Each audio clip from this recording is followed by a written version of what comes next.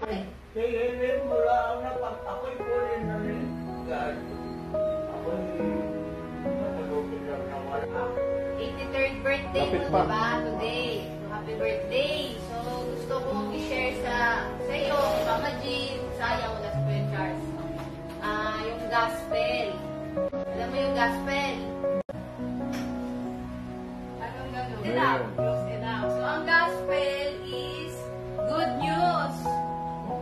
Oh, diba? So, yun ang ibig sabihin ng gospel. Good news. So, bakit good news? Kung may good news, meron ding bad news. Bad news, lahat tayo mamamatay. Pwede ako bukas, mamatay na ako, mamatay ako sa'yo. Yun ang reality. Dahil sa kasalanan. Epekto siya ng kasalanan. Kaya may kamatayan dahil may kasalanan. Sabi sa Bible, the wages of sin is death. Sa Tagalog, ang kabayaran ng kasalanan is kamatayan. Sabi mo sa akin nung bata ako, di ba ang bait-bait ko? Pero natuklasan ko, sabi ni Lord, alam mo ano sabi ni Lord? There is none good but God. There is none good but God. Walang mabuting tao sa mundo, kundi ang Diyos lang. Kasi lahat na tayo nagkasalanan eh. Dahil lahat tayo, galing tayo kay Adam and Eve, lahat tayo makasalanan. Minana natin yung sumpa. Kaya tayo namamatay. Paano siya sumpa? Kasi lahat tayo nakakaranas ng kamatayan. Epekto ng sin. Yun yung curse na pasa. Pupunta na tayo sa Good news. good news. So, yun. Kaya kailangan natin ng gospel. Good news. So, ang good news, meron tayo tagapagligtas. Meron tayong Savior. O, patapusin mo muna ako. Pupunta tayo dyan. Pupunta tayo dyan. Pupunta tayo dyan. Tapos na to. Mga 3 hours na. So, meron tayong tagapagligtas. Ano yung tagapagligtas? Savior. In English. Sino yun? Sinong tagapagligtas Sino yung natin? tagapagligtas? Jesus! Jesus! Yung good news, umiikot lang sa person ni Jesus. No?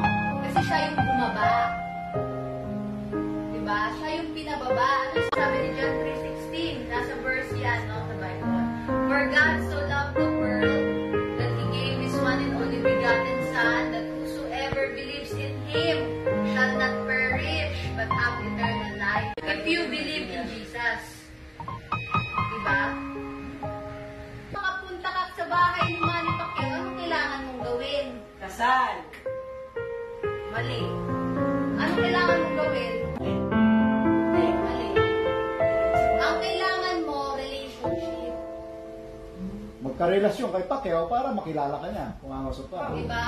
Kasi kung ako, di ko naman kilala to, bakit papapusukin ko to sa birthday ko? Wala kaming relationship. So, ganun din kay Jesus. Hindi tayo makakapunta sa kingdom niya kung wala tayong relationship. Hindi ka makapunta sa langit, wala ka relasyon sa kanya. Amen. As your Lord and Savior. Kilala lang natin siya. Ay, kilala ko si Jesus yung namatay sa cross.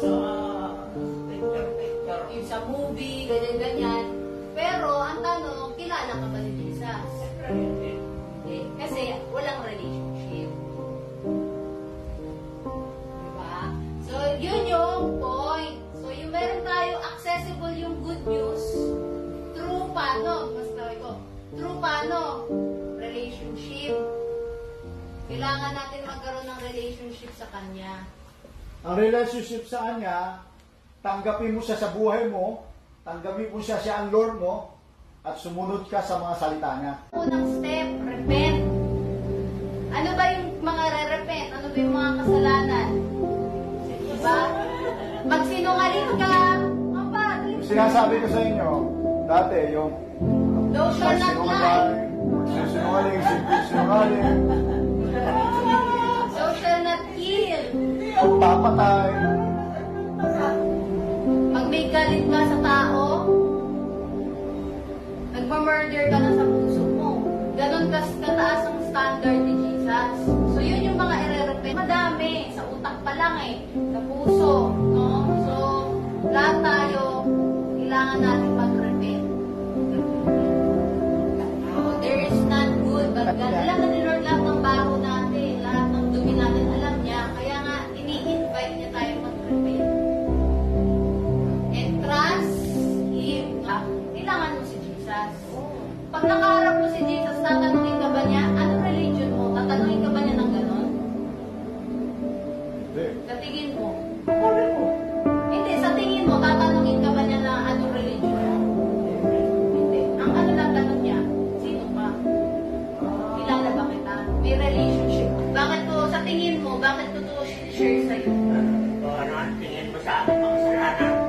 Ang yan ang tingin mo. Pero ano sagot ko? Ang sagot ko, mahal kita. Gusto kita makita sa heaven. Ako siyempre. Yan ang motivation ko. Tinatanong mo kanina, ba't ako naging ganito? Maganda. Hindi. Ganito. Ba't ganito na ako nag-share, nagsasalita? Tinuruan ka. Kaya, Hindi. Na-encounter ko si Jesus mismo. Ano? ba? Hindi. Sa kwarto. Na-encounter ko siya sa kwarto. Bible. Sa Bible. Nabasa ko yung Colossians 3:8. Takbo ko. Walang nag-share sa akin. Wala. Nag-speak siya sa akin, Colossians 3:8. Ito yung in-encounter ako ni Lord.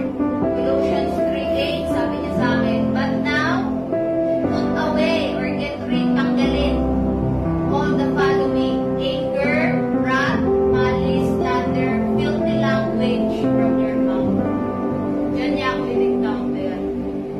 Nung nabasa ko to, talagang lumuluwa ako. Share sa akin, walang nagpilit sa akin. Siya mismo yung nagpakilala sa akin. No? Tapos doon ako curious. Bakit ganito? Ba't ganito yung naramdaman ko nung nabasa ko? Ba't parang iba yung peace, ganito, ganyan. Tapos doon ako nagsimula ako magbasa ng Bible. O kaya ako sinishare to kasi love kita, love ko kayo. Ay, bakit naging ano ko na? Ha? Naging, Naging ka na. hindi ako iglesia. Naging, ano ka na yung tawag ko? Ano? Tinanggap niya si Jesus sa buhay niya. Or naging, Tinanggap niya si Jesus sa buhay niya. Sika. Jesus replied. Tagalogin mo na lang. Truly, ako Tagalog. Truly, I say to you, no one can see the kingdom of God unless he is born again from above. Amen. Amen. Linaw. Narinig mo? Narinig mo? Tagalogin mo na lang. Basahin tayo. Tagalogin mo lang. Tagalogin mo na lang. Sama na mo. Mahina na rin. Sobrang hina na. Last. Tagalogin mo lang. Binasa niya kanina, di ba? Binasa ni Mama Jean. Ulitin ko. Pangalawa. John 3, verse 3. Jesus replied. So si Jesus yung nagsasalita, ha? So Jesus replied, truly I say to you, no one can see the kingdom of God unless he is born from above. Born again from above. Anong Bible to? Ginagamit niyo. So yung born again, akala natin religion, di ba? Pero ang born again is experience na nangyari sa'yo. Dati kang makasalanan, meron ka na ngayong brand new heart with new desire. No, yun yung personal miracle. No, malinaw mo din nabasa mo, di ba? So, wala. Ang meron ako relationship. Bible lang, Bible. Binasa natin. Nakasulat, you must be born again.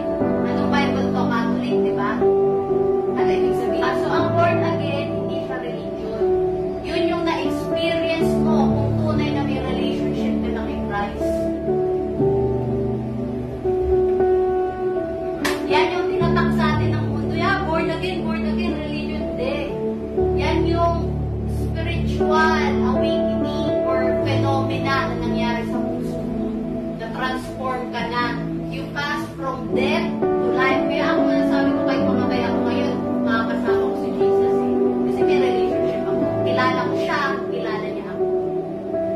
Yun yung confidence, Mama Pat, na gusto ko maging confidence mo din yun. Tama? Mali. Good job? Tama daw. Maging ano na rin ako ngayon. May relationship. Amen. Amen. Relationship. Kilalanin mo si Jesus. Kilalanin mo siya.